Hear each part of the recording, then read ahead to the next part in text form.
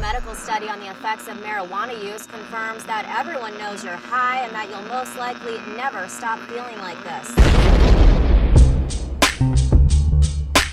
Your parents know you're high. Your friends know you're high. Strangers on the street know you're high. Welcome to Everyone Knows You're High.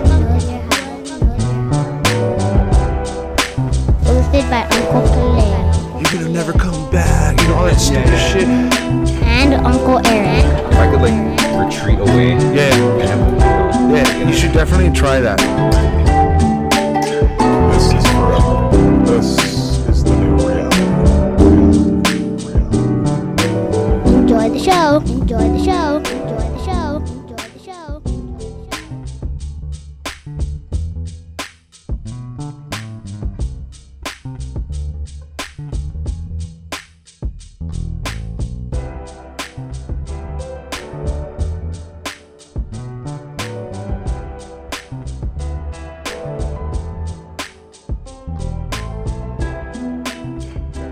Cool. Yeah. All right. Did we clap? Can we just do it again? Hey, Stonies. All right. What's up, everybody? Welcome back to Everyone Knows You're High, starring the Grow Guru over here, and myself, Uncle Erik. This week, our special guest, returning guest, May from Malie Cannabis Clinic. And for the first time ever, through the magic of technology, joining us on Zoom, Celia of Fresh Farms. I was going to say Fire Farms. That's not right. Sorry, my bad. Fresh Farms. Thank you for joining us. Oh, goody. We got you. Welcome. This is like Move the bong. breaking ground over here for us. Kind of, we're just working out the kinks, so bear with us on this first episode with Zoom. Yay. But anyway, so we're here. We're talking bills. We're talking legislation, legalization, all that good and bad stuff, I guess. Yeah. Should we dive right in? Well, how have you been? Well, since I we've don't last seen Yeah. you. Start with No, first of all, let's not get excited, dude. Let's slow roll this so people gotta Let's wait. slow roll in. Yeah. Slow roll in. Okay. First things first. How have you been, May? And how has the expo and all that stuff, all the events, how's that been treating you? And all that stuff. Let's catch up on that first. So it's good. I mean, I feel like the expo didn't have as many people this year, which was understood. Lots of different things happened, but it was still good. And we did an awesome presentation on cannabis and women's health. Had a bunch of people come out for that, and that was awesome. Because that's really where my passion is with cannabis is, from the medicinal and, using cannabinoids to target things. So that was awesome. Nice. Okay. Sorry. I'm operating this at the same time. Right.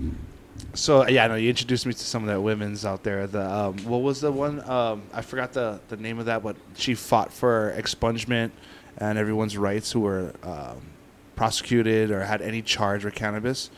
What was her name?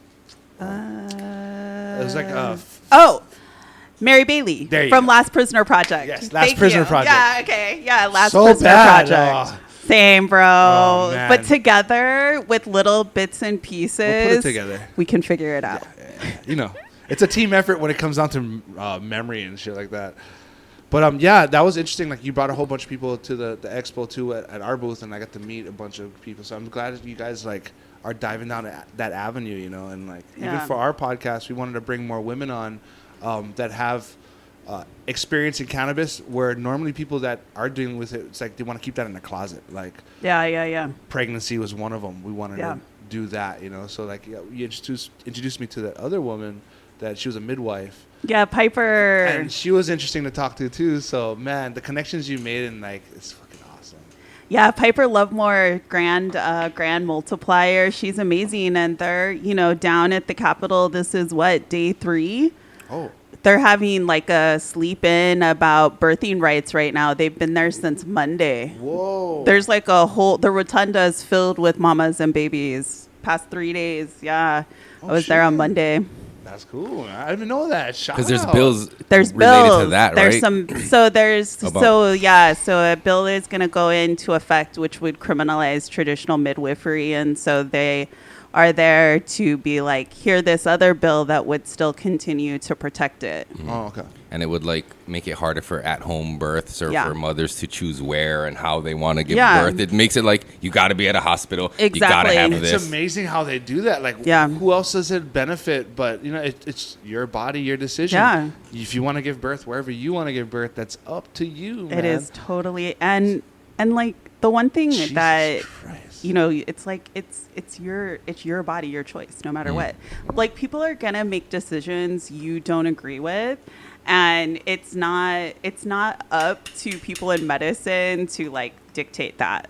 Yeah. Right. Whether it's like home births, vaccines, I'm not an anti-vaxxer, but you know what I'm saying? Like, it's your choice. And the one thing I learned in medicine is people are going to make stupid decisions, and it's their body. I don't care. Up to you, bro. You let people go do you. skydiving. You let them Want ride to bulls. do that? Yeah. You know what I mean? Go, have fun. People play football, and we pay them millions of dollars Exactly. to hurt themselves. Yes. So, hey, it's up to you, man. You know the job's hard, and you're going to take it, whatever. Yeah. And we got to give Celia a chance to introduce yourself, tell people watching and listening what you do over at Fresh Farms and what you're into and all that kind of stuff. Yeah, so I'm into herbalism. I'm a plant scientist. I teach courses like tissue culture, which is actually a misnomer. It's really supposed to be called aseptic. And I also teach courses on plant improvement, which is breeding technologies that are designed to improve environments and of traits, which is obviously a big part of the cannabis industry.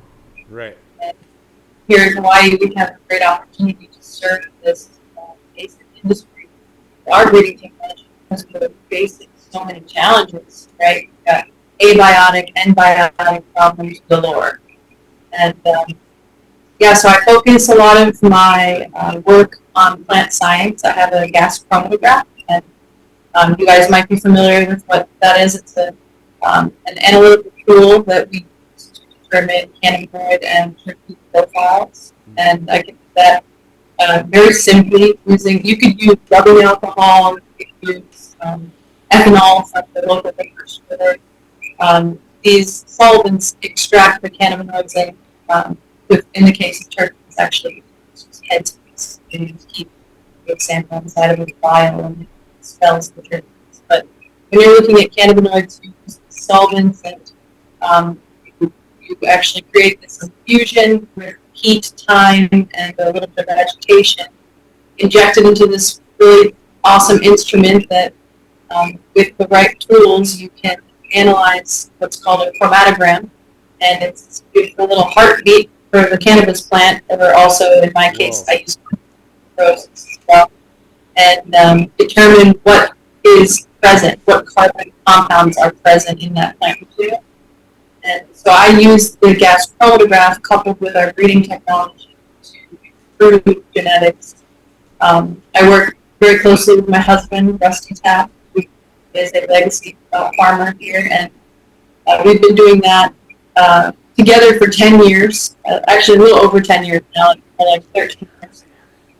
And then we've also got this beautiful anthurium farm where we're restoring what was once a really thriving anthurium farm.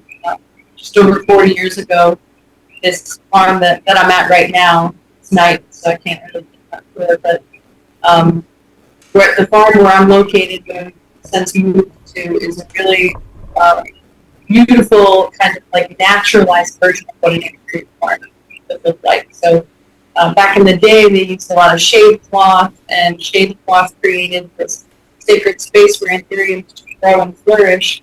And since, this farm became overrun with just native plants mostly, it's like ohia and fern. Nice. Muhe. And so now we've got this naturalized anthurium farm. So all the anthuriums are still there. It's under the canopy of the native forest. Our job is to go in there and kind of carve them back out of carrots so that they can provide cut stems once again. So we've got floriculture here and floriculture there. Doing God's work. Are you guys doing anything with the rapid ohia death fungus and stuff related that's happening on the Big Island Nice one. at all, or are you guys mostly focusing on like the anthuriums and stuff like that? Are you guys, I don't know, just sorry. Yeah, rapid ohia death. I think if I could do anything, inform visitors whenever I'm at the park and I see them trampling around, climbing on the trees. Or just with friends when they come to my property, and because we have a lot of ohias here, and I work closely with Lisa Keith. She comes onto my course, my classes that I teach. She'll guest lecture for my students about her work. She's a pathologist, and her scientists are the ones that are really doing the R&D when it comes to rapid ohia death. So myself, I'm not as involved as I'd like to be. There's a lot of work. I think if I could be doing anything, it would be providing clean germplasm. Is that the rapid ohia death? It's not transferred via the seed. So these seedlings and the seeds themselves are oftentimes clean of rapid ohia death. And so I can contribute in my own way, but right now I'm not doing enough. Hey, can you just Word. have her explain real quick, like what is an ohia and what is rapid ohia death? Like a quick one. Oh yeah, so sorry, one of our producers saying if you could real quick explain what rapid ohia death is and what was that part? What ohia is, like, Alright, just for anyone who doesn't know. And what the ohia is, ohia lehua. Yeah, so ohia is arguably the most important living organism for Hawaii. It's the first plant tree, and it's the first plant to grow out of the barren lava.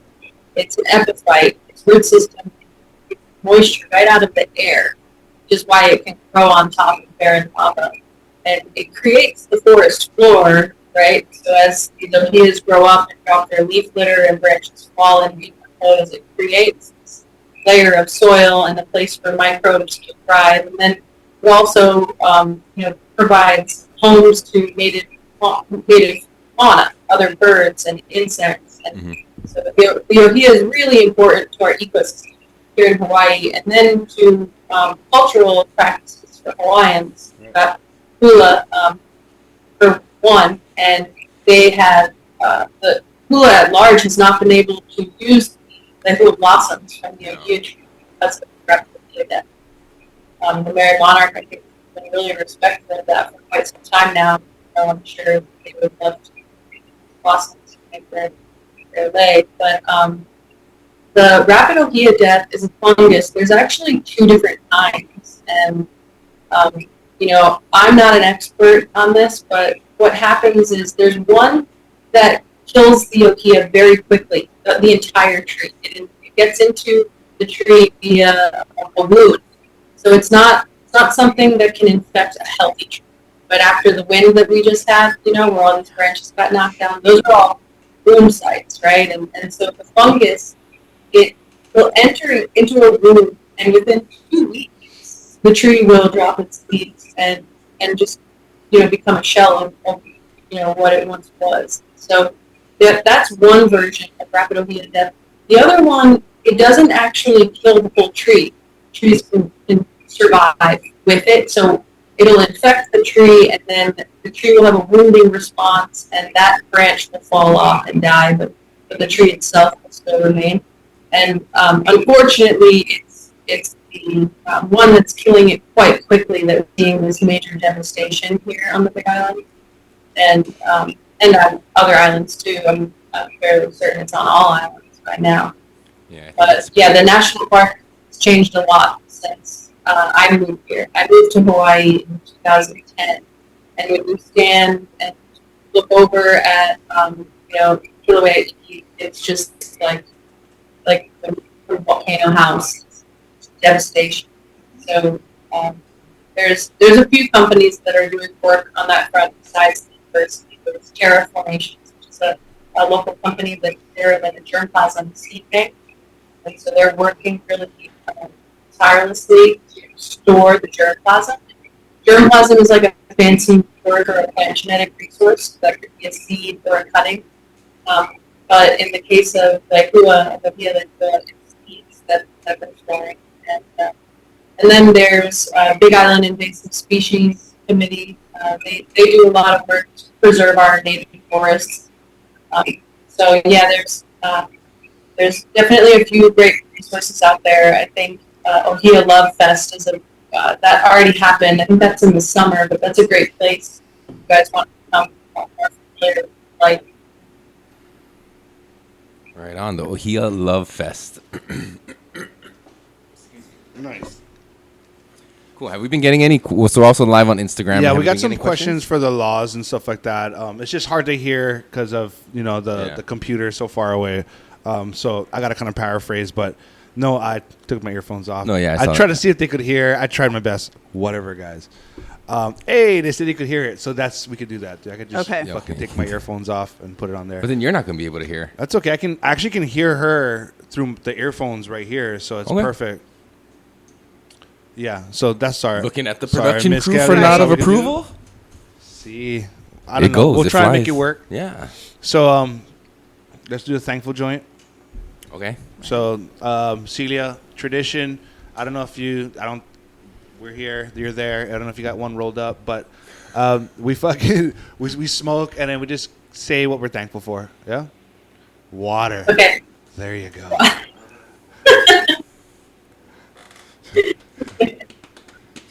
Take it easy there. It's a slippery slope.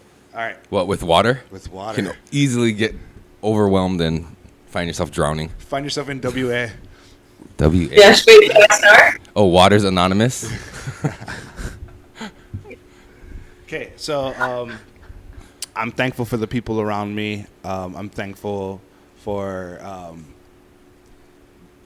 just the people around me, the level of trust I have for them, and the level of love I have for them. So, cheers. Cheers. Sweet. While he's lighting that, I'm going to say I'm thankful for the team of people that I get to work with on a regular basis here for this podcast, as well as in my regular 9 to 5. But it's pretty fucking awesome. I get to work with amazing people and meet amazing people like yourself in both occupations I have. So, yeah, I'm thankful for Hell that. yeah. Celia, Hold on. Erik. Yeah. you're next in the. So thank you for me to pick that. Yeah.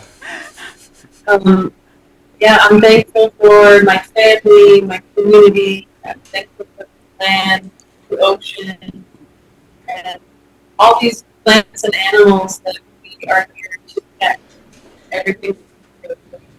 We're here to talk about these bills. Really, what we're here fighting for is environmental justice, sustainability, and humanity, right? Yeah. So I'm just thankful that we're using our brains the best and most powerful things. Awesome. Hell yeah.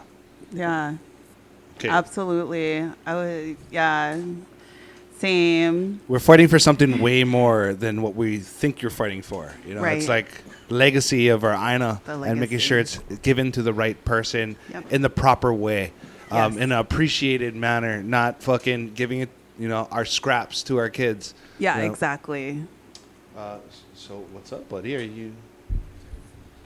No. They're done already. But Mike got to say what he's thankful for. And then, Anu, you can still say what you're thankful for. I'm just gonna kind of copy you, Erik. Thankful for all you guys, because if no one knows, we were out here how long last Thursday, trying to troubleshoot getting this Zoom going. We were here like 4 or 5 hours, Yep. Yep. scratching our heads, really frustrated, just trying to get this up and going. So Anu is zooming with us, trying to get this going. So thankful for you guys to stick it out. My brain hurt the next day too, but here we are. Podcasts look like all fun and games, but there is work and thought and technical shit that goes into it. I'm telling you, the fucking amount of shit you guys do is like, I trip. I'm like, bro. I ain't got the patience for that shit. But you know what? When you enjoy doing it and it's, No. it's not work. It's like, Yeah. you know what I'm saying? Anu? Turtle doves? I can't hear you. No, I still can't hear you in my headphone. Oh, there you go. Can you hear me now? Yes. I'll go off of what you just said too. I mean, I'm thankful for the sheer willpower we have as human beings to just pursue things that we're passionate in, or really piques our interest and benefits each other Yes. as human beings. Yes, sir. Sheer will. Can we figure out like a system where we can just pick? All right, sister, you're up. I'm up. Thankful. Dude, I'm thankful for all the criminals that kept this plant alive so we can be here enjoying her right now. Because if it wasn't for them, especially for the people in Hawaii where we had the most radical eradication program, I feel like... Fuck Green Harvest. Yeah. And like, that's who I'm thankful for, is the criminals that saved and preserved these genetics so that they can exist now. 100%. If it wasn't for them, where would we be now? Exactly. The outlaws. The outlaws, thank you. They're not criminals, they're healers, right? Thank you to the healers that were dubbed criminals so they could preserve this plant so we can have her now. They're criminals for who? You know? I got a question to start this off. It's a question everyone asks themselves, on the consumer basis. Will this laws affect drug testing in my workplace? Well, I think we should talk about what the laws are first. No. Let's start off with a question, and they can go into the laws. Okay, yeah. Like, first of all, what the laws. We can talk about the details, but let's get this question out of the way. Yeah. It's a pretty clear-cut answer. And I got it. I actually highlighted it because this was an addition. Oh, shit. So this wasn't part of the bill, but Hawaii Cannabis Industry Association asked for this part. So it is kind of formed to accommodate, affect the ability.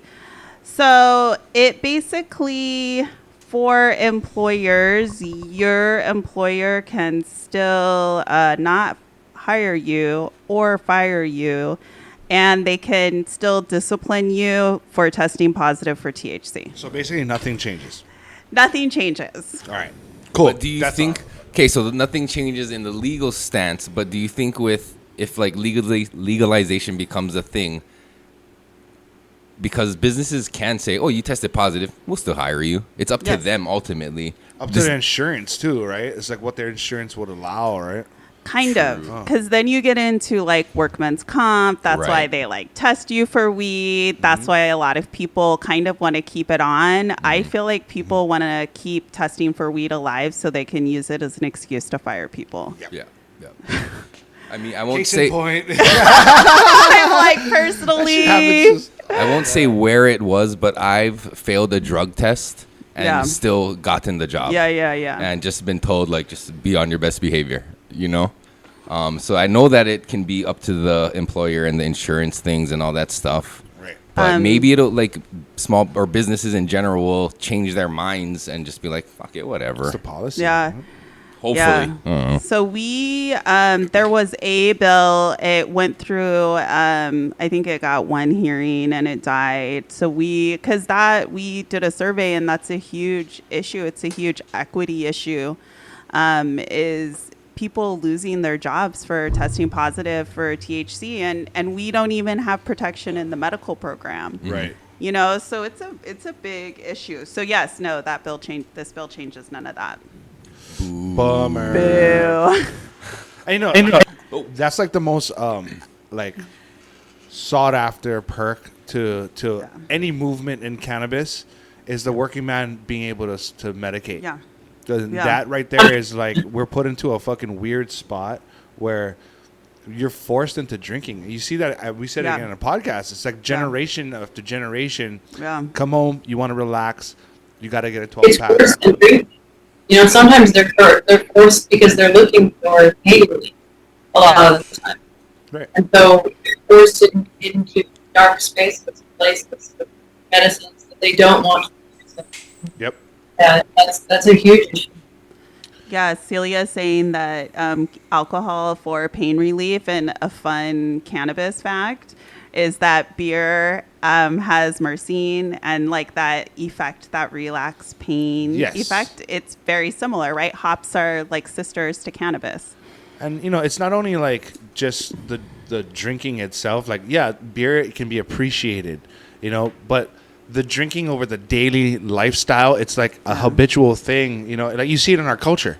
Yeah. You come home, the dad drinks, but a lot of it is like, you know, working in construction. My roots is I'd bring my work home with me. Yeah. I'd constantly be thinking about work, and I could see why people be drinking, because they want to put that there and come home and just relax. Yeah. You know, like even not physically medicating, but mentally medicating. They want something to like a recreation to get away, but it's too late. They come home, they can't do anything. Let's just go home and drink, you know? Yeah. You know, it truly is an exit pathway for a lot of people, because what you're looking at is more than big alcohol. You're looking at big alcohol, big tobacco, and big pharma. So you've got alcohol, you've got the act of smoking, and then you've got painkillers. And cannabis can fix all of that. And with one plant, one puff. Yeah, And yeah. so that's the industry that we're up against right now. It's so much cheaper than monopoly. Big pharma, big alcohol. Absolutely. So Celia said that a lot comes wrong with it. It's not only alcoholism, but alcohol, tobacco, and big pharma. So you're getting essentially butt funneled into this fucking avenue where it's just it's a self-destruction, and it's kind of a system that we've all been put into. You know, growing up, we've seen that. So we've been accustomed to it, and the veil has been over our eyes for how long. But when you take a step back and, you know, join the cannabis world, you kind of see that there's different alternatives. You know, there's in a singularity. You know, one plant can take care of everything that we've been taught. When you look at just our media, right? What commercials do you see for prescriptions and for beer, right?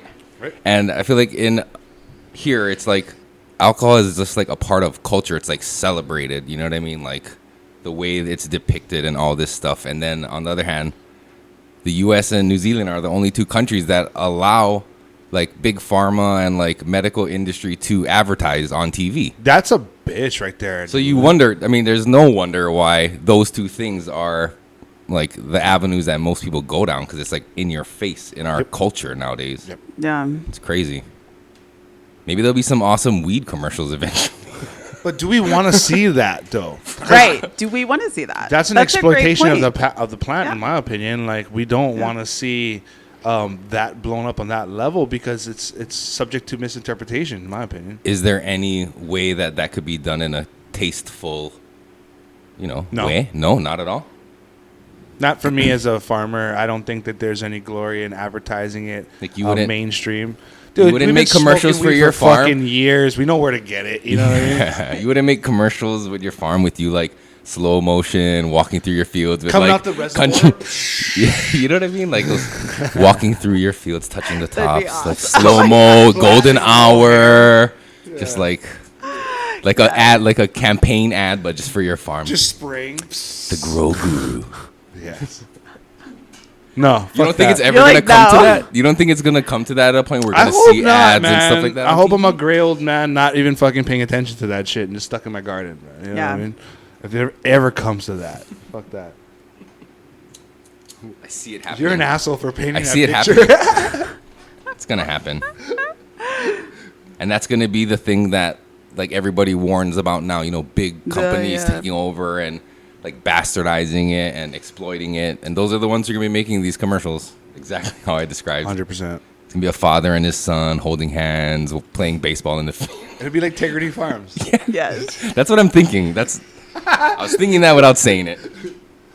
Okay, so tell us about 669. I'll let you take the reins, sis, on this one. And do you, Celia? Do you want to just should I start? Yeah, exactly. Do you want me? Why don't you start, and I'll have a few comments. Yeah. And then you'll kind of fill in. Okay. Okay. So. Fuck. Okay. So Sorry. So Senate Bill 669 legalizes the personal use of cannabis. So you can purchase 1 ounce we can trade 1 ounce, and we can also not trade. We can gift. We can gift 1 ounce, and we can gift up to 800 milligrams of THC. That was just added to SD2. In like edible tincture form. That Yes. kind of, okay. So it can be gifted, right? So that's kind of the limits for arrest. And so one thing that changed too is now it would be a penalty, a civil penalty. So when it be arrest, it would be a fine. But so is this even legalization, or is it more like decriminalization? it's not really decriminalize. It's kind of decriminalizing like an ounce, but I would say it's more commercialization. Yes. Because Okay.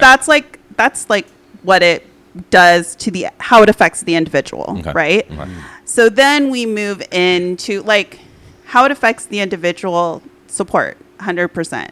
Yes, absolutely. Has expungement. Yes, absolutely. Totally support that. Where we have the issue is with the two main portions of it. So the first part is it creates a what did they call it? A Hawaii Cannabis Regulatory Authority. So the Hawaii Cannabis Regulatory I don't Authority. know what that means. That's not sus. Yeah, Yes. it's sus, dude. So so currently right now, everything is in 2 departments, right? It's Department of Health, Office of Medical Cannabis Control, Okay. right? Those are the 2, that's where it exists. So this creates a whole new agency. So, but it has one person that's appointed by the governor. That one person hires all of their staff. And then Cherry pick. cherry pick. No, they're not gonna do that. What? They're gonna- They would never do that. No, of course not. But then they control everything. So they're telling us, oh, we're going to give it to you in regs. No, we don't, because they're like, oh, in regulatory, we'll let you do farmed. And it's like, no, if it's not in statute. So basically, this one board would control all of Hawaii's cannabis. So that's the first part. The second half that we are not into is the pilot program. So the pilot program gives our current 8 dispensaries either 2 years or until the rules are finalized, Head Start. So before anybody can apply for a license, you have to wait. Wow. 2 years. To minimum, but it's Hawaii. We know it's going to be 5 Yeah. by Why the would time anybody is stood up, and then they get the dual use licenses. They're the only ones that Wait. have dual use. Wait, so you, as like a newcomer into this industry, you couldn't even start until 2 years after, or is it until the current dispensaries have tried? And what happens if you They do? want to open right away, so they'll be Like adult day one, they're going to use. be ready Yeah. to go. They'll be adult use right away. And then we have to wait for them to do the 2-year pilot to study. And then after 2 years, Analyze the results. then you can apply for a license. And that'll probably take like another 3 years to get the Yes. data back. Ah, man, that I don't know. So, and then it's all controlled by this sketchy authority. Yeah. So these are the... Yeah, Yeah, Celia, do you want to jump in? yeah, it's very possible that this pilot program is actually the state's way of saying, hey, we already promised the dispensaries that they would get a first exclusive right to the market. So there is a potential that what we're up against is the dispensaries getting this exclusivity, whether it's 1 year or 2 years, I don't know. But calling it a pilot program and that's something that needs to be addressed right away. The other thing that's an issue is currently they've put a 5,000 square foot canopy cap on all new entrants. This is our way of trying to keep MSOs, which stands for multi-state operator, at bay. So we want to keep these multi-state operators like Trulieve, Curaleaf, Altria, Cookies, we want to keep these guys out of our state, right? And we want a flourishing market here for local Hawaiians and love Hawaii. And so this 5,000 square foot canopy cap, it sounds all well and good, but it actually isn't, because the dispensaries are not capped. They have dual use licenses, and it just further monopolizes their business. So there's a lot of details that we have to come through, and the legislators are clearly nervous because some of them have been paid, and some of them have made promises. So they're trying to subvert democracy and say, okay, we're going to do this cannabis authority, and we're going to give them all of the control to make all the decisions. And we're saying, no, we want to see the regs in writing, in statute, before we pass any bill. Yes. We want to know, what are they trying to limit us? We want to know exactly how many years. There is no pilot program. It's okay, we're going to give dispensaries 1 year head start, then you're going to be accepting applicants and giving out provisional licenses as soon as these dispensaries start selling AU. So that way, like Erik had mentioned, we can catch up, because that it's going to take a couple of years just to get a business off the ground. Right. So even if, let's say, they start accepting applicants in January of 2024, when they want to start selling AU, and the 8 licenses want to start selling AU, it can stay 6 months to a year to even say you get a provisional license. Now you have to jump through all the hoops of proving that your facility and your grow and your processing meets all of the standards, and that takes time. So before you can even sell, it's going to take years potentially, just like it did with an 8. And these are some of the details that the community doesn't understand. And then, of course, there's this idea that we will just grow for the dispensaries. Retail is a huge problem. They want to, what we hear HICA saying over and over again is, hey, we're going to need a ton of production. And it's like, yeah, that's because farming's hard. But what farmers need is they need a right to the market. Farmers need to go direct to consumer. And in Canada, what you see there is what's called farm gate. And that's where people can actually show up at your farm and purchase cannabis from your farm. So there is a way for us to kind of get around some of these difficulties with negotiations. I definitely am nervous about what we'll be able to agree on. So as May said, there's possession and expungement and decrim, which we need more of. We want to move forward in that way, and we know that the state's not going to do it unless they're getting tax revenue. We tried to introduce a bill, 1043, that would just strictly decriminalize and expunge, but the state wasn't about to hear it, because then it's like opening the floodgates for them. Yeah. They're like, well, we don't want to do that. They want to give us a regulated pathway to market, and we just need to make sure that we have the right representation, the right, attorney and lobbyist working for us to get these bills written clearly, so that you and I, when we read them, we feel that there is a potential future for Hawaii, yep. and not just, and this isn't just for farmers. This is ancillary businesses, this is families, this is the community at large. And what we're fighting for is Hawaii's economic future. Hawaii might not see a greater chance at economic promise.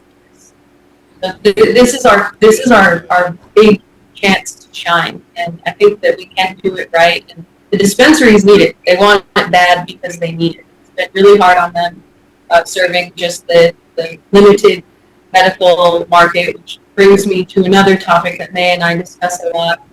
We need a more inclusive medical market. Right now, folks with anxiety and insomnia and plenty of other ailments, they don't meet the qualifying conditions. So we've got close to 40,000 patients now in the state. There'd be a lot more if people didn't feel like they had to lie when they went to go see their doctor, right? Because their condition isn't on the list. Yeah. And so when it comes to medicine, we want to continue to prop up that medical market as well, because that's where you're not paying a 10% sales tax. And there's been this argument that, oh, well, you shouldn't heard, MPP folks say you shouldn't have to see a doctor to use cannabis. Well, I like my doctor. I like when I get to sit down with him and talk about titration and talk about changes in the bill and what my protections are. And I think for a lot of people that meeting with medical professionals like they gives them a sense of comfort because this is a medicine and not everyone knows how to use it perfectly. So I appreciate medical professionals like they that are making themselves available to us and our friends and family in order to help guide them using a psychoactive plant. Because it's much different than it was 10, 20, 30 years ago. These THC concentrations going up, and it's not good. Even with edibles, they're delicious. People eat 1, 2, 3, and they end up in quite a space. So, yeah, I like to respect them. Guilty as charged. Is there any concern that if this was to pass and as the current dispensaries that are out there and they're the pilot program, they get first crack, that they would neglect the medical side of it and strictly focus on this new emerging side, this adult use side, and like patients would ultimately be the ones who like see the negative side effects of that as well, And I mean, Jesus. And it smelled like coffee. Don't clip that. Clip that shit. I coughed on you. I'm sorry. Is that a concern? Like, is that a genuine concern? No, I think it's absolutely a genuine concern. And so the way that they addressed it in this bill is that they have to have a medical preservation program, but there's no like what does that look like? Right. And so that's also why we're like, let's slow down. Mm-hmm.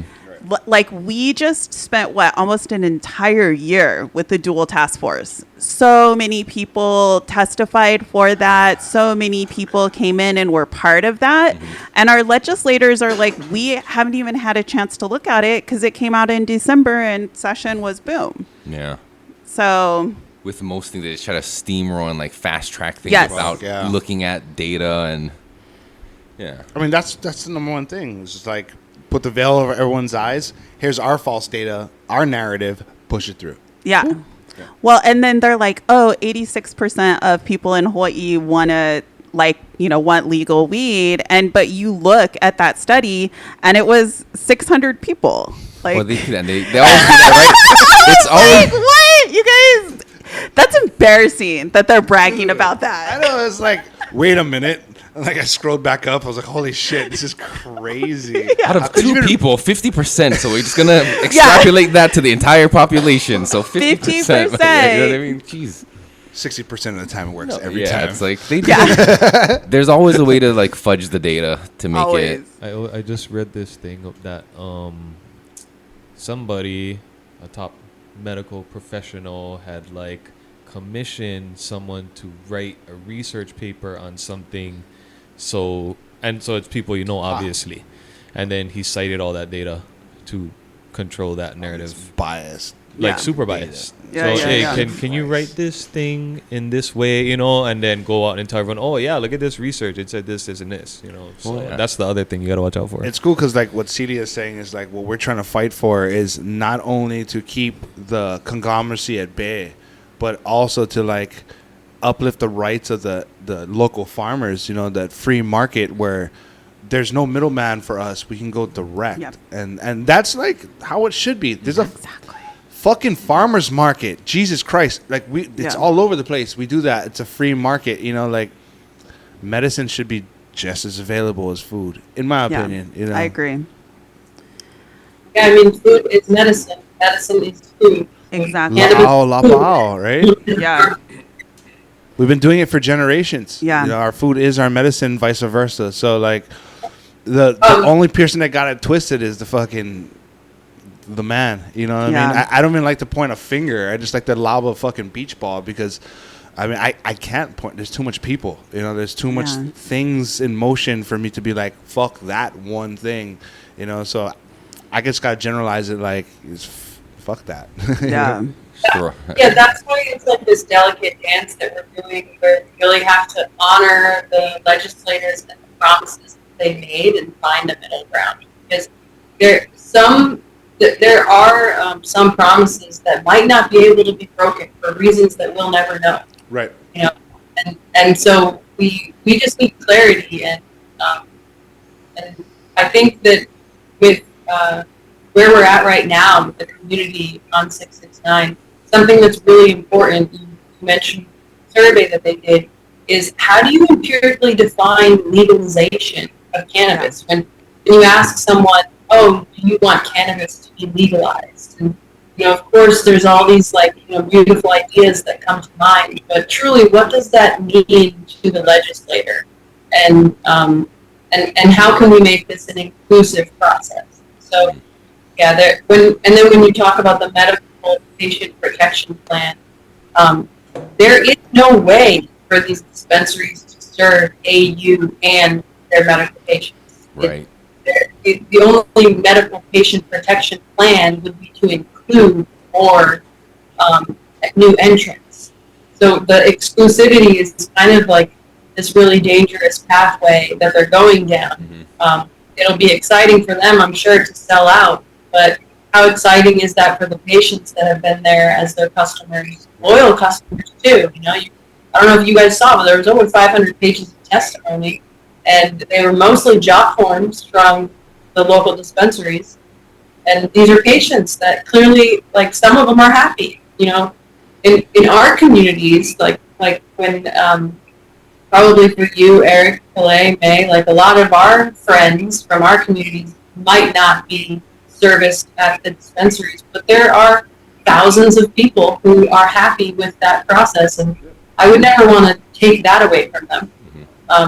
So when it comes to the medical patient protection plan, that's where I really feel like missed the mark. And hemp farmers are already growing the plant. They are already meeting a lot of the requirements that the 8 entrants or the 8 licensees have to meet, which requires that the property is zoned correctly, that you're not a residential neighborhood, that you're testing, you're within compliance, XYZ. So there is a way that we can launch a medical patient protection plan, and that would be including more of the farmers that are already invested. And some of them are quite large, the stakeholders for the hemp industry. Myself and my husband, we have what we call a micro farm. We have a really small hemp farm. We've been working a lot on plant genetics. But then when we talk to some farmers in Hawaii, they've got many, many acres. And so clearly the 5,000 square foot canopy cap doesn't serve them. That's not where they see themselves. And limiting business is you brought up free market. We don't really see ourselves wanting to limit anyone's potential to do business in this state. But what we really like is the idea that we're giving small farmers a chance to get going. And so the 5,000 square foot canopy cap is a great way to do that, to say, okay, let's level the playing field for a couple of years. And but that needs to be talked about too. There's so much divisiveness in all of this, even amongst the farmers and the patients, and the caregivers, and it's hard to get aligned. I keep going back to decrim and starting there. I'm like, okay, so one thing that we can all agree on is decriminalization, and yet they still won't let us pass that. So yeah, there's just so much work to do. It seems like we're rushing into this, and that's why 669 doesn't have my support yet. Right, that's the thing. There's some good in there, but there's things that need to be talked about at least and addressed, and at least discussed, and I don't know, other options proposed.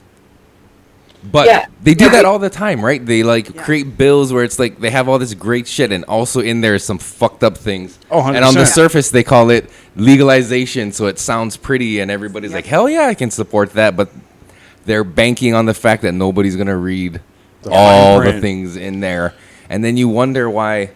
You hear oh, so and so voted no against them. Oh, why would they do that? Because they read it and they saw all the shit that was in there. And to like what Celia was saying for people who couldn't hear is like, we want free market. We want the consumer to have a choice. You know, we don't want to take away their ability to go to a dispensary. We want to just be like, hey, now you have another option to have an intimate relationship with the person giving you your meds. You know, it's as simple as that. Like, it doesn't have to be more complicated than that. Easy peasy. It's basically legalizing what everybody does and just making it available for other people. Because most of the people I know do, you know, farm gate. We do all farm to table. Yep. Right? I mean, you got the family, you got the farmer who takes care of the family. Yeah. You know, like for me, I take care of my aunties. They want, I give them. You know, it's reassurance that I don't ever give them something that's not safe. Yeah. You know, so that's kind of where like a bulk of my harvest goes is to family. Yeah. So it's a closed loop business, if you want to call it. Like, honestly, like it's a ridiculous, stupid, low number. But, you know, it's compensation that they would want to give me for my work that I put in for their medicine. So to me, it's a very benign way of doing business that I don't think the state should micromanage on us. Like, just let that be. You know what I mean? If you want to, I mean, tiered system works well for me. I'm willing to pay taxes on my farm, you know, and just to operate freely as a farmer. You know what I mean? Absolutely. I feel like most people would be willing to pay the They are. Sorry. Go ahead. It has already seen a lot of trouble. Oh no, it's okay. There might be a time lag. But the state has already seen a lot of trouble from poor legislation on their opinion, right? Because that's what HB 1217 is going after, stacking cards. Because the state didn't foresee Karawailua stacking 1,000 cars on one property. So we can use that as an example where it's like look at the situation that the state's in right now. They're trying to go back, and you see how hard it is. It's not easy for them to change the law that they implement. And so this is what we are trying to avoid, is a situation like that, where, and that's what the cannabis regulatory body is designed to do, is to be able to change the laws as they see fit, so that something like 1,000 caregivers or 1,000 cars on property. But to segue into 1217, I think with Jason at Karawailua, and what it sounds like, it's an inevitability that they're going to take away our rights to cultivate to that extent, right? That the state will win that war. They are going to stop card stacking, but what we're hoping is that they won't stop it before we have a chance to get into the regulatory path. So what we're looking at is creating this regulatory pathway for farms like Jason's and other cooperatives. And you guys probably saw the Department of Health testify that there's X amount that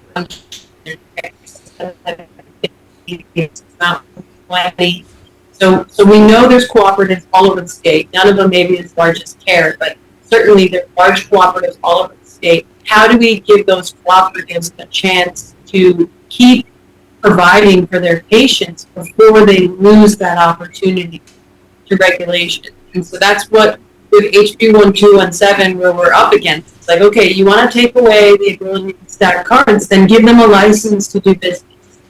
And so the two bills are definitely attached. It would almost seem like that 1217 is designed just to stop what already exists, to wipe the slate clean, to let whoever knows else start up. Whoever knows. You know? We know who's coming. Yeah. And I mean, that's why it's really sinister in a lot of ways. I feel very dramatic saying sinister. Because you have legalization on this side, but at the same, and they're like, we're not touching the medical program. Look at our bill. You're right. 669 does not touch the medical program. They are right. They are not lying. But then they have HB 1217 that essentially is going to wipe out all of our co-ops. It's called the sleight of hand, Yes. Like, woo, look at here. Yeah. Wow.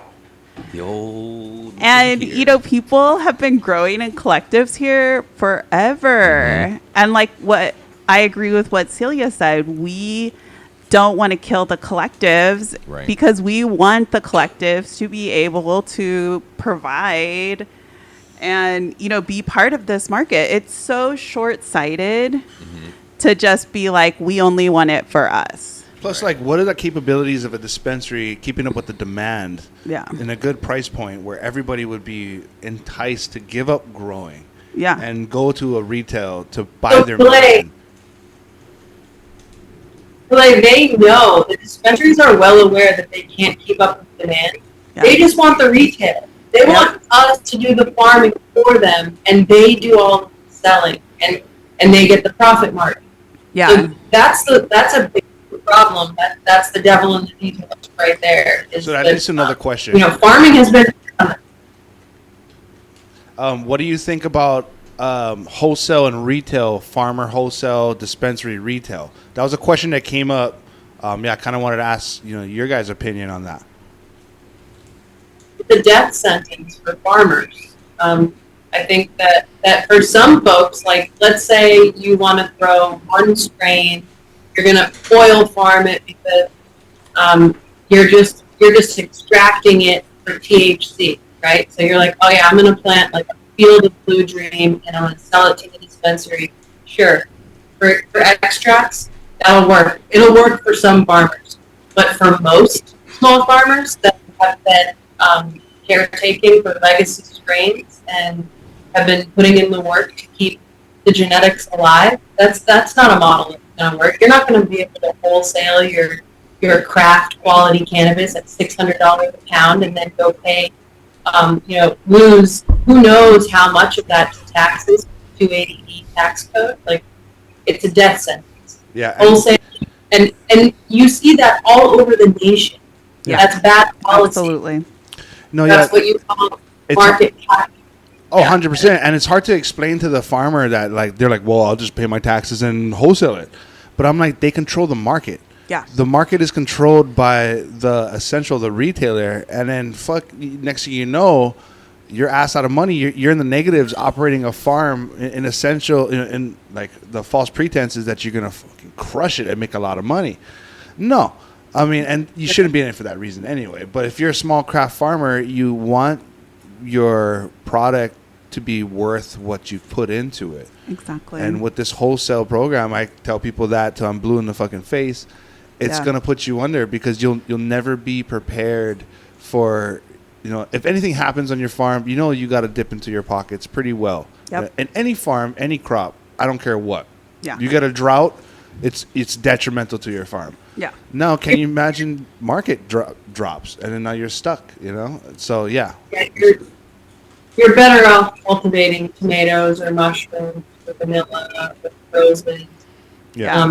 At that rate, and again, like of course, some people that's all they want to do. They want wholesale. They can cultivate, one field, one strain. Like, great. We don't want to stop that. Yeah. No. But certainly, we want to protect the farmer's right to a profit margin, which is seen by selling their products direct to market. Right. 100%. And, if you look at the alcohol industry, right? Yeah. You got your Bud Lights. That's mass produced. Essentially what would represent a monocrop. You know what I mean? Just get it out there. Whatever pack price you can get it for, let's get it out and let's make our money and move on. But then you got the craft farmers. That's like, your craft beers you don't see all over the place. The Great Notions and all that craft, good shit. Inu Ales kind guys. Yes. You know what I mean? Shout out. Those guys. So, like, with that, I think, like, that's why you'd pay more premium price for that product because the care and the craft went into that. You know what I mean? So, the product should speak for itself. What do you think about how test results are going to affect market value? What's your take on that? How, like, the misconception of test results fed to the public entices a product, right? Yeah. So this monocrop Bud Light product can be altered in test results where people aren't like the consumer isn't comprehensive over like what they're reading and shit like that. So like, what is your take on that? I mean, high THC has never equaled a good product, ever. It never has, and it never will. Right. And York made a big mistake in doing taxes based on THC percentage. Yeah, we talked about that. Yeah, That's that the was like, dumbest thing. I was like that. But they're already like trying to change it now, and so I think testing for things that we know will hurt people. Yes. So like Aspergillus, E. coli, Salmonella. Mm-hmm.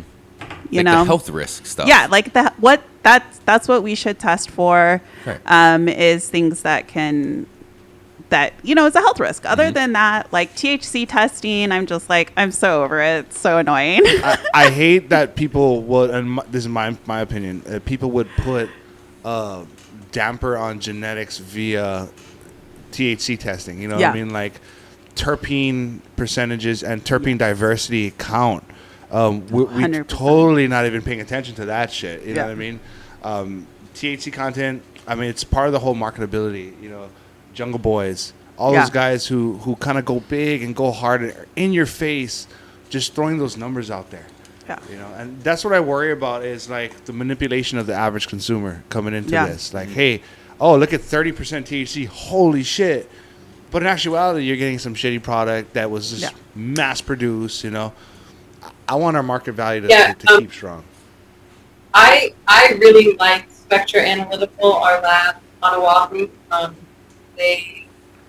I like their staff, so I wouldn't say this at them, but testing is broad, as we know, like across the nation.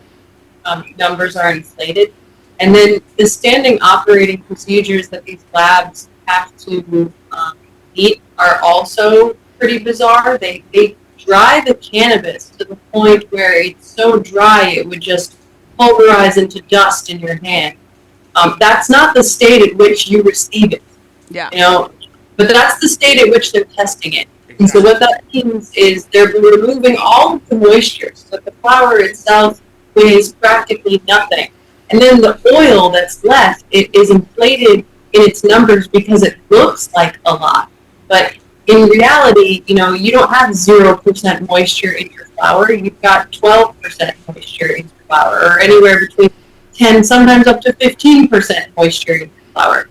So, I think testing is great. I think it's a great tool for farmers to use, especially in plant breeding. And I think, like May said, for medicine, there's certain testing requirements that are nice for us to have an understanding of. But as far as what the state requires of us, I think that we probably need to address testing.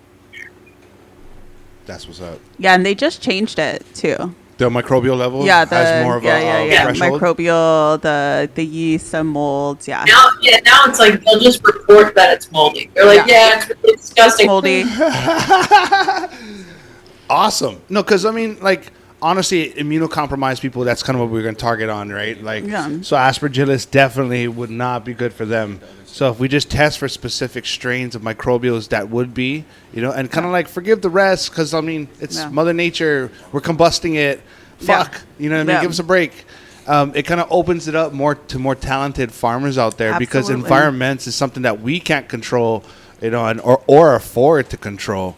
So let us be the artists and let the people decide on what medicine suits them the best, you know? Yeah. I think more like how you say ailment derived, like, all right, you have astigmatism. These are the strains that, you know, that are going to be the best for you based on what we've tested. Go seek out your farmer that probably has those genetics and maybe link up with them for, you know, so it's something like that where we could coordinate that help direct people to where they're not just going into the dispensary and they got 8 choices to pick from and none of which have anything to do with their particular ailment, you know? Yeah.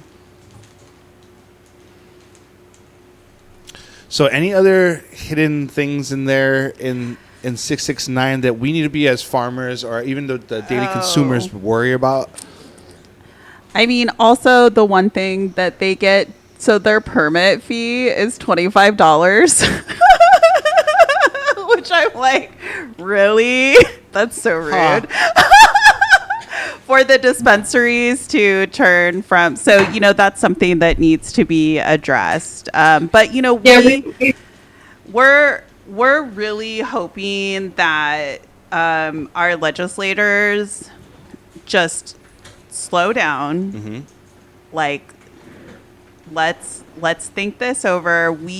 It's too rushed. Yeah. And there's so many parts of this bill that like lock out the community essentially. Wouldn't you say, Celia? Yeah. Yeah, definitely. When it comes to the fee, I think we've heard leadership from MPP mention, I think they should pay a $250,000 licensing fee, which to me, that says that that's the amount they're willing to pay. So Yep. double it or triple it. Right. Yeah. So I have a question. I asked this last time. With that being said, from May, how do you feel about Brenton Ava like changing his vote? So because you're saying they're rushing it, right? Like let's not rush it. But Brenton Ava is kind of like, I think his point of view is like, let's get it passed and then we can fix it. Like let's get it in the door. Yeah, like, yeah. For it. But yeah, this stuff you said you don't agree. What do you think about that? So I totally understand that like mindset. Of like, let's just pass it because, we've waited so long for it. But do you know how it's so much harder to fix legislation than it is to actually like write and pass something good, and like this is literally the only time we have any form of power. Because once this passes, it's done. It's up to the guys in that big Capitol building to change it. It is. And it's up to this horrible cannabis, whatever, regulatory body. Like it, and combined with HB 1217, like, it's not good. Yeah. We're going to see, they want to, wipe out the legacy, wipe out all of our collectives, wipe out all of the co-ops to where we are forced to only go to dispensaries. That's what these bills do. What are the likelihoods of that happening? I mean, like, there'd be such a big public uproar and that shit. Like, people... Well, it should be now. That's what's happening. It seems like a lot of people, like, outside, like... That's a really... Go ahead. Well, I was just going to say, that's a really good question. Like, where does the enforcement begin? And who's paying for the enforcement? Right. And so that's language that we need in the bill too. We need to make sure that none of our taxpayers' dollars are going towards enforcement, because right now cannabis is the lowest level of law enforcement, and we don't see a lot of arrests. So why would we want to change that? And talk about being counterproductive, right? That's a huge question. Yep. Yeah. That's so counterproductive because we're trying to work on expungement and other things in the bill, and yet we're going to try and put us in a position where we're possibly going to get incarcerated or, What? Well, civil fines. But, fines, it's going to be on your record. 100%. It's still a felony. Right. It's still a felony. And that's not like also, spelled out. Yeah, if you can't pay your civil fines, guess what happens? Ka-chink. You go to jail. Yeah. You get your property for, they come, they take your land, they take everything from. And so civil fines is still a problem. Civil fines is a huge problem. Yeah, what we really, really need moving forward is more language so that the cannabis regulatory authority is just doing the job of enforcing the law that allows for more entrants, that allows for licensing, social equity licensing. It shouldn't be up to this body of people to decide. If legislators can't decide on it right now with their constituents voting by their side, then we're not ready. And that's kind of our position. If we can't get more clarity right now, then we're not ready. Yep. They should just be making sure there's no funny business going on and that everybody has a fair chance to enter this market. I mean, that's lobbing haymakers because we know that, like, anything that the state does, it's not going to be for the you're putting your faith in people. I mean, who have a track record of letting us down yeah, over so and that's over kind of and a far over. shot. But like, we gotta have the, like you said, the language Yes. to reinforce the way we can navigate this fucking bill. Because right now there's a lot of gray areas There right is. there in front of us. That's gonna allow people to get locked up, a lot of Yeah. people to lose land, a lot of people to like fucking lose jobs. It's essentially, you know what I mean? Yeah.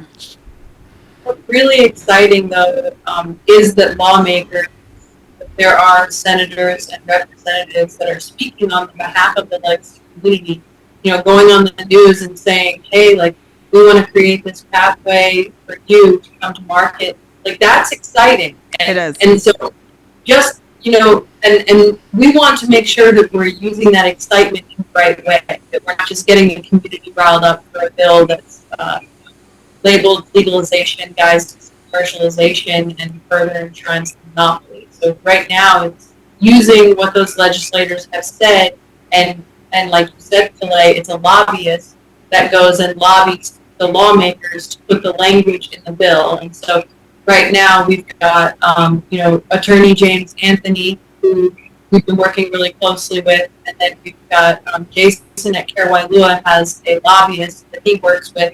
And we have to focus on, getting that language to the lobbyist, and the lobbyist getting it in our bills. Yeah, you got to take the proper steps, right?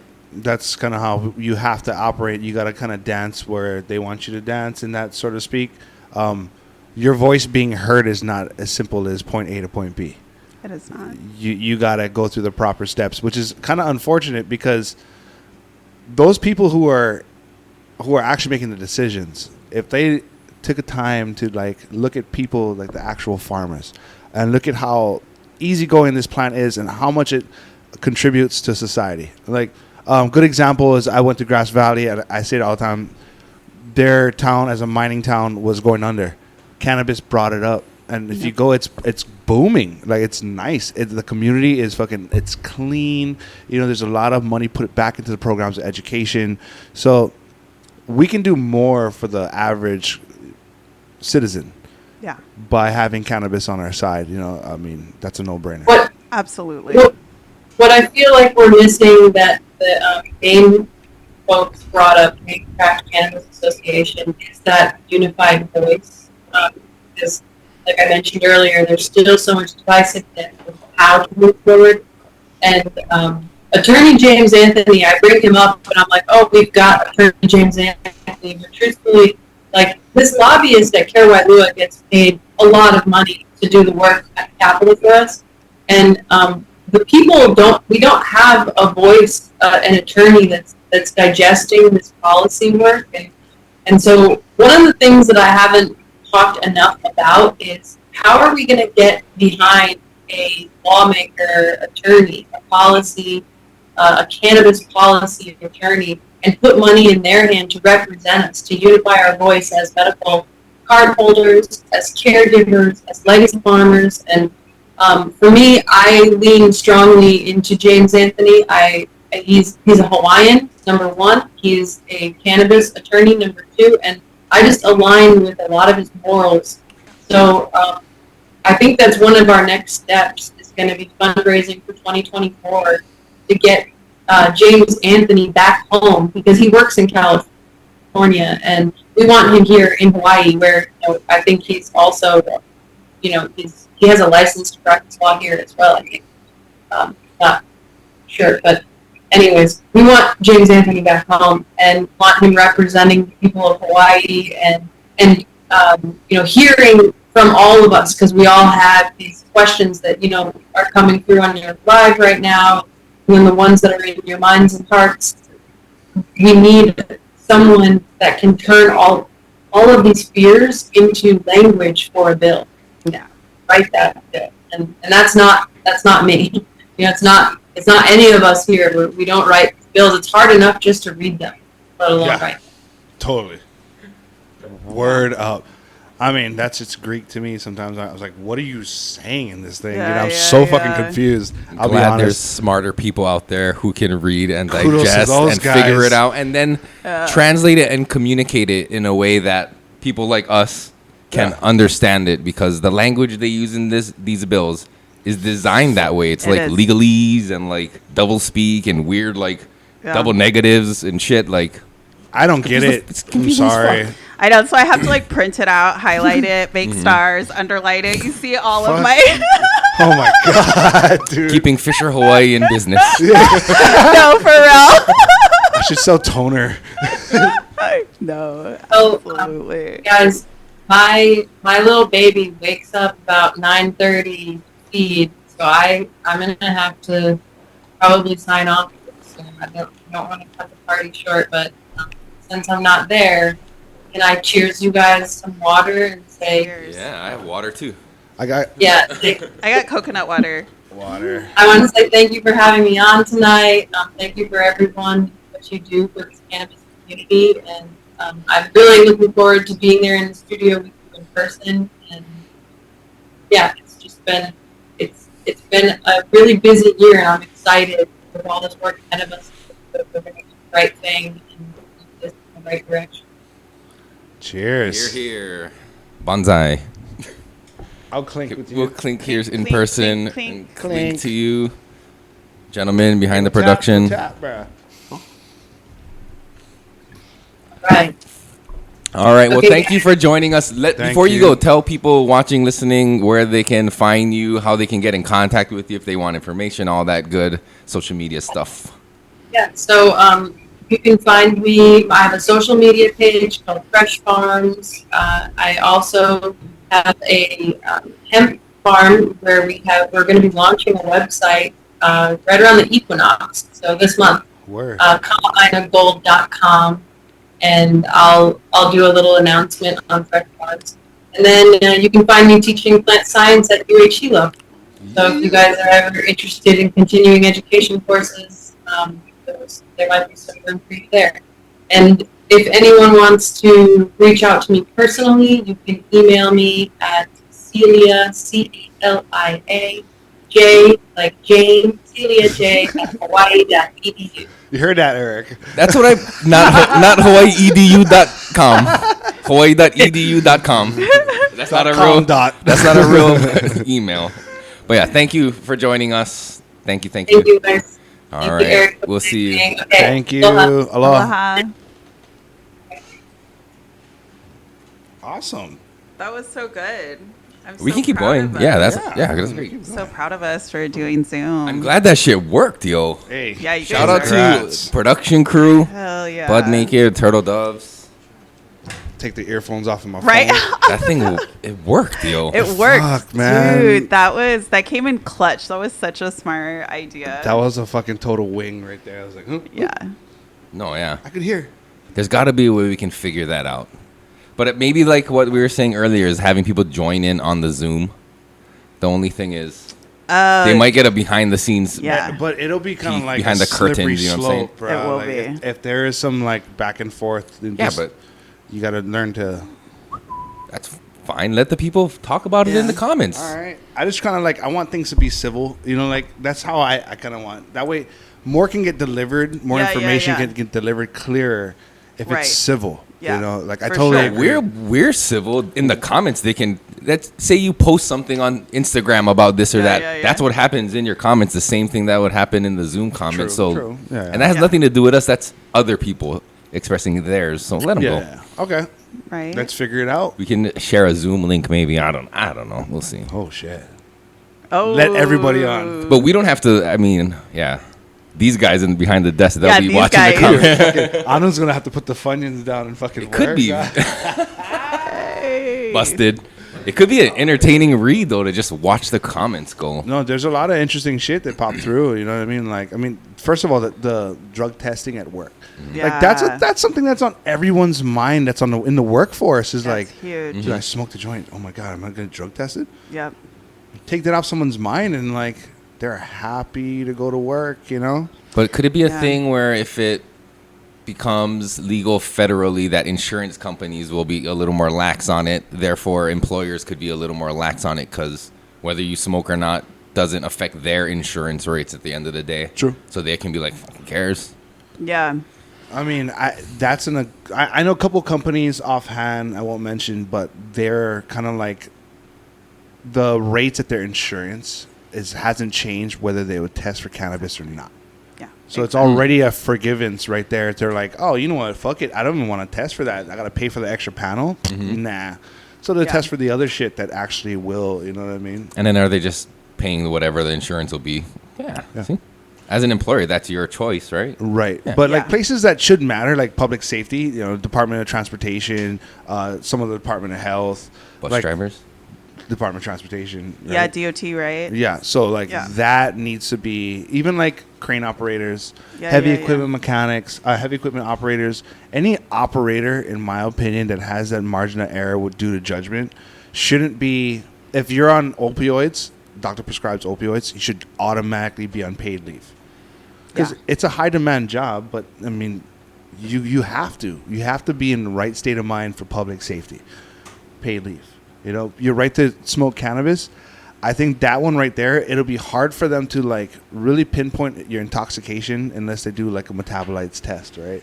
So like, that one might be a cut and dry where I don't think you're able to smoke. You know, like what do we do then for those people? Like, what's the solution there? You know, I don't know. I don't know what we'll do. Government, leave us alone. I know. At the end of the day, that's where it lies. Is government's just back the fuck up and just let it go. But like public safety, though, it's kind of you have everyone's, you know. But I mean, these guys can drink, you know. That's why I don't get it. Like, there's got to be on meth across the board. No, legit. This pilot flew for 26 hours straight. But you think about the number of truckers on our nation's highways that are methed up. Yeah. True. Absolutely. Independent contractors that don't have to get tested. I mean, but by saying that heavy machinery operators, DOT employees, and stuff like that should be held to a higher standard, does that like shine a negative light on cannabis in general? Like, it is detrimental in some ways. I think people just also don't understand cannabis impairment or intoxication. Right. Because you can use cannabis and not be impaired, especially if you're a heavy user. Like, you know, you could smoke 2 joints and still be just like fine, as opposed to somebody else who might take 1 puff and be impaired. But how do you? Yeah, so there's how do you judge that? Right. Treat it like alcohol. Yeah, how do you find out? How do you find out? Like a swab, if anything. But I think that's a positive or negative result. And it stays for like 30 minimum, most 30 days. But that's why they need to figure out a way, like right then and there, to know if you're How are you going to do that, though? I don't know. That's why. I think that's the only way. It's fat soluble, fair, too. So it's kind of like locked in right there off the bat. So I don't know, man. How would that? How would you regulate that? That's a rough. I think that's where cannabis is like, all right, no. You know, I think that's where it gets the hard no, because there's no way to particularly dial in. You got the breathalyzer, you know what I mean? Like, if someone just took pills, you can see it in their eyes. You know, you kind of know if they're on a pill or not, you know? So, I don't know, man. That's a fucking rough one, man. It is, yeah. Someone could also be on opioids, and they could have a prescription, but that day they decided to take a few extra because they like the feeling, right? And then they go drive a bus. Yeah. You know what I'm saying? When I used to be employed with the state, we had this one teacher. He got into a massive car accident, you know, and takes opioids. He takes such high concentration, because over the years, right? Yeah. Such a high concentration now because of his tolerance.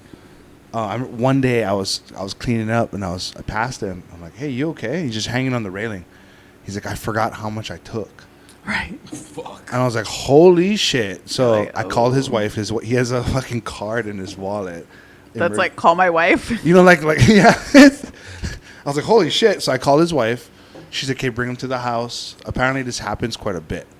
So I brought him to the house. She knew what to do. She called the ambulance. They came over and everything. And I was like, "Whoa!" The fact that this is a fucking routine tells you that this is bad, dude. Yeah. And he's a teacher.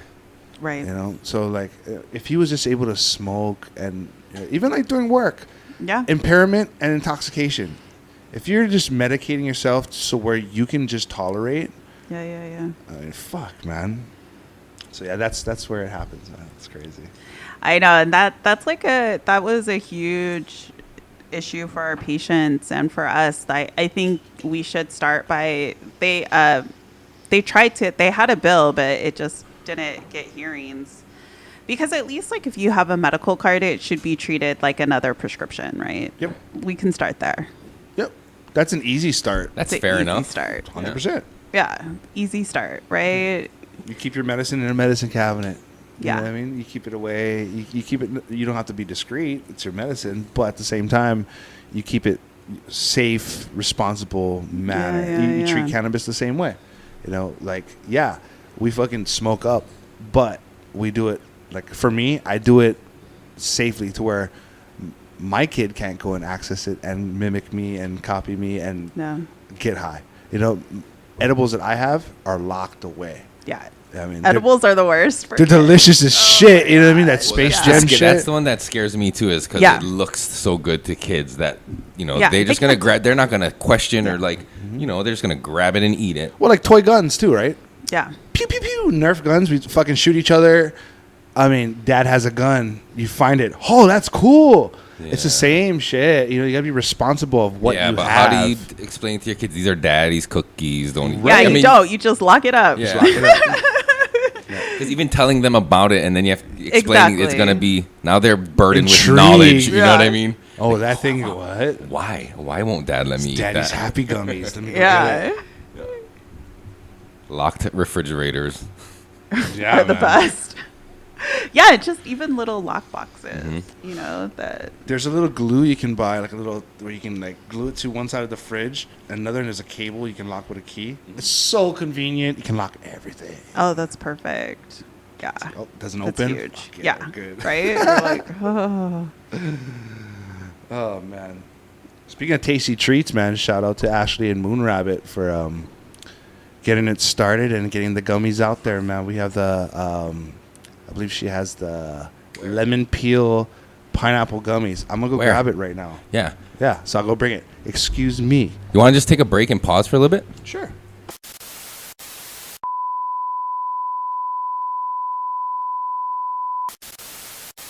Okay, so these are some things that it's a list that's been made by farmers, advocates, attorneys, policymakers in Hawaii.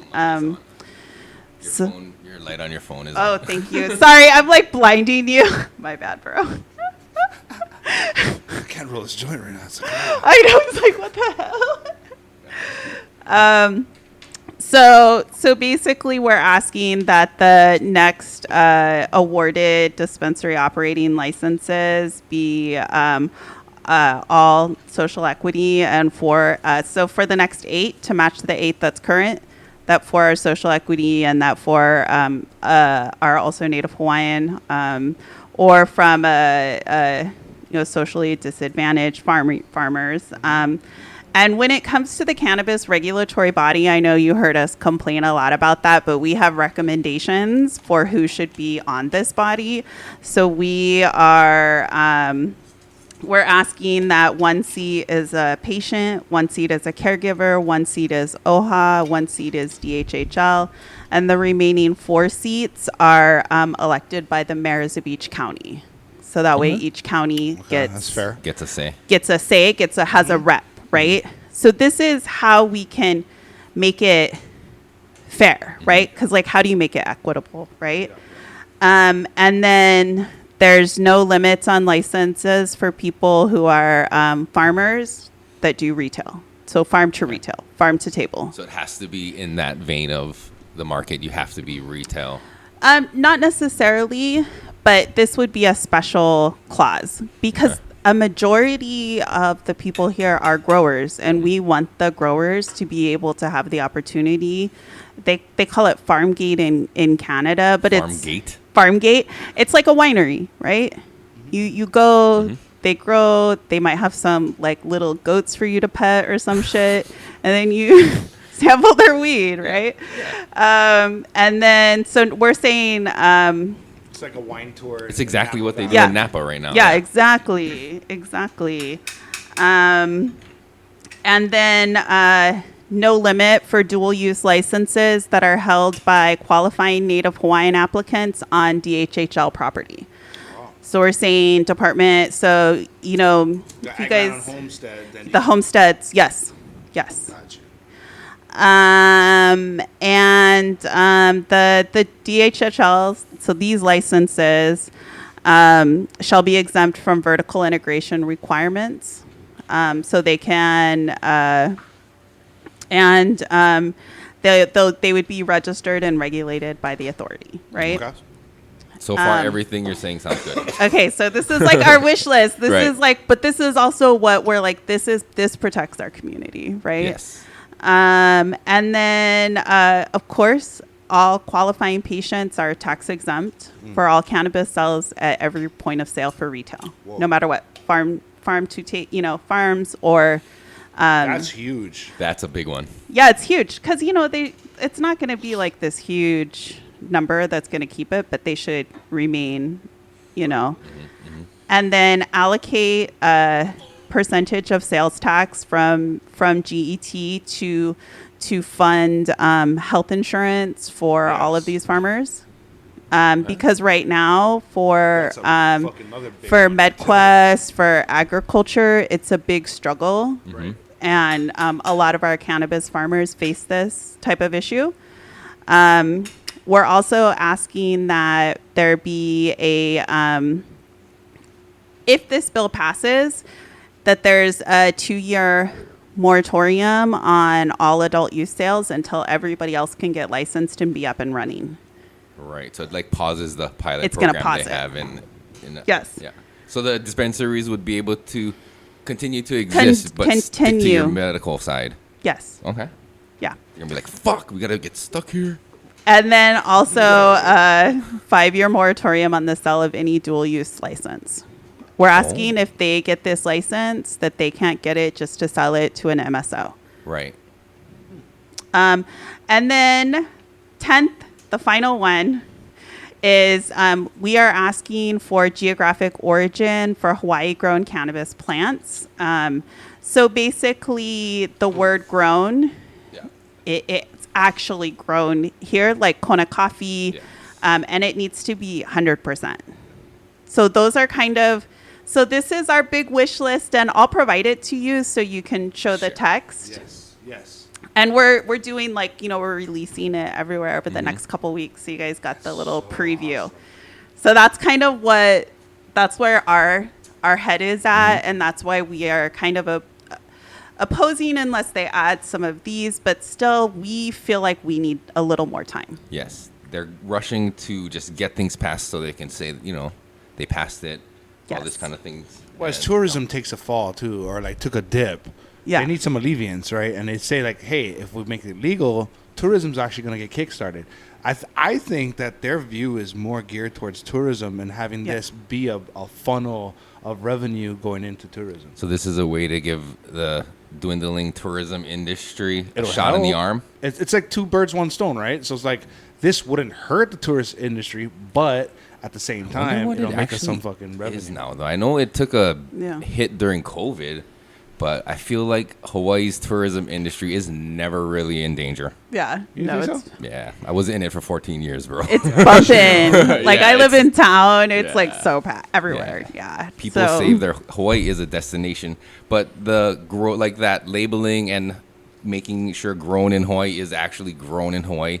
That's a great idea because just like how, like you said, Kona coffee, even like Hawaii coffee now, there's like a law that protects ni'ihau shells, like that authenticates and it can't be called and stuff. And ni'ihau shells unless it is from ni'ihau. You know what I mean? Yeah, so that could be a thing too, where like it protects Hawaii growers, like that grown in Hawaii label is now protected by law. Yes. Because like we've said before, Hawaii is a pillar around the world when it comes to cannabis. Oh, absolutely. You know what I mean? And it's not from these dispensaries. Right. God, are you the backs of the outlaws that we're talking about, right? It's the not backs from of them. it's from the outlaws. It's from the backs of our outlaws. Yes. Can you imagine coming to Hawaii being super stoked to smoke weed and getting dispensary weed?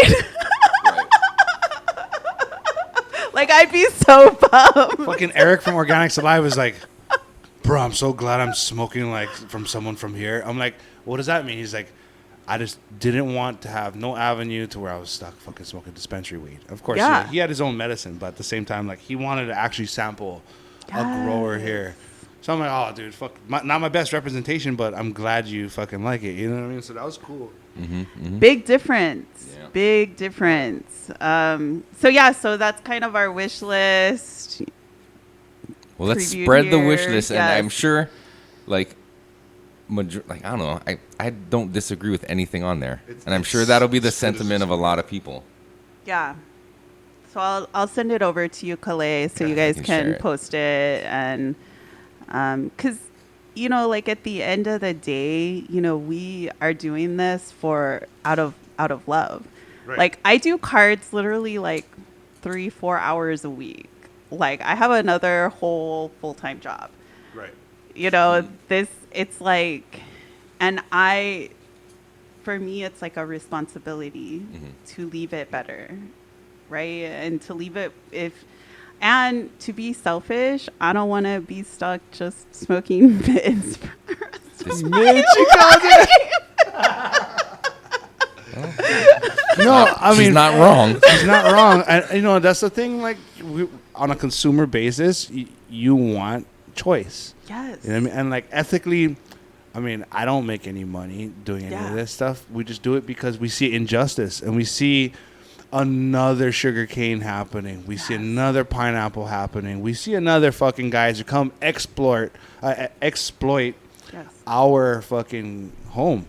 You know, let's give us some dual competition. Let's go. You know, let us native people have a shot at this new booming agriculture. Yes. There's a lot of talented Hawaiian growers out there. Give them a shot. Like, give them a fucking shot. Yes. Yeah. Amen. That's a great way to end it. Yes.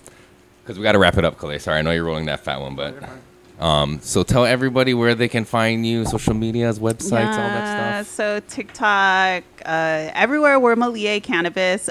TikTok though we're censored, so anywhere we're censored, we're Malie Medical. Okay. Oh, shit. The old big tech censorship. I know, you gotta love it. It's fine. You know, it makes you more creative. It's almost like a badge of honor too. At some point, Yeah. right? It's like we've got banned. Yeah. Yeah, Like, you right. know you're ruffling feathers. You're But- there. You've made it.